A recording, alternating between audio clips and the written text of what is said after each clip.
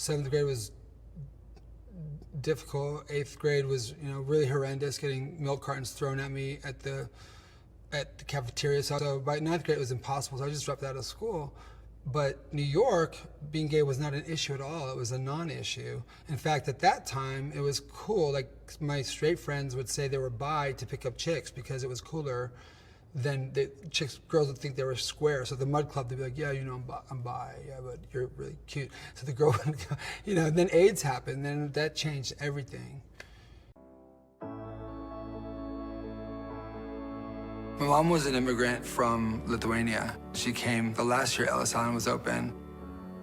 She had this idea of America and what it should be like. And although we were, middle class, whatever, she would photograph us as a family in front of other people's homes and country clubs we didn't belong to and cars that weren't ours. She was an artist, and I think that's why I'm a photographer. My mom showed me a picture of Ursula Andrews once in Playboy. This is what a woman's body should look like. There's much more to our physical beings than how hot we look. I was going to be a painter until I picked up a camera. My first roll of film was stairs with light hitting it, crack in the wall. And then by the 16th frame, 35mm roll, all my friends had their clothes off. And they're all in these Renaissance poses. Going to public high school, it was horrendous, getting milk cartons thrown at me. So I just dropped out of school.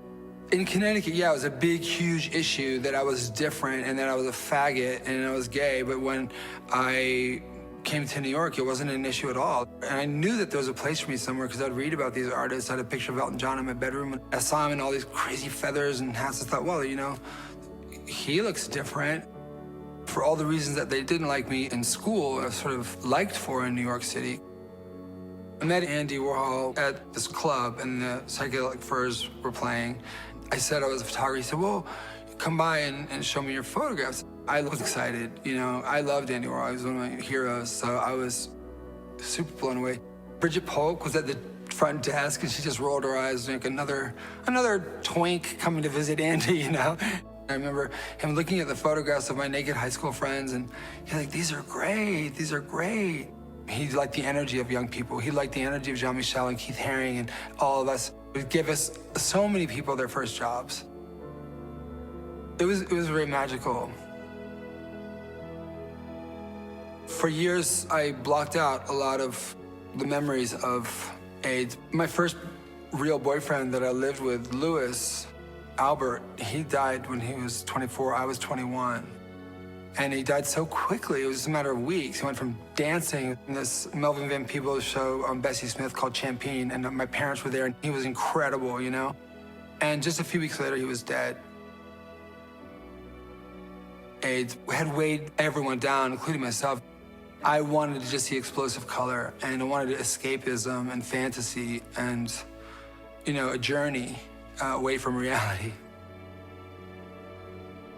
I actually don't take pictures with a cell phone. There's not really any candid shots. It turns into a big shoot, I can't stop. I just keep shooting and shooting and shooting and be with my family, like, Aunt Louise, take your top off and lay down on the floor. I just get such, everything turns into a big shoot.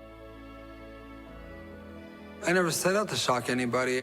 What's shocking is cruelty and torture, and that's become our entertainment. Kids can play violent video games, but God forbid they look at a naked woman. That's pornography, that's perverse, no. In whatever way I can, I'm trying to rescue the nude. To be an artist, it's a blessing, yet it is a responsibility. To me, the picture's not finished until that magical thing happens when someone looks at it and you're communicating. They have this moment with your work and you're connecting without words, and that's really, really beautiful.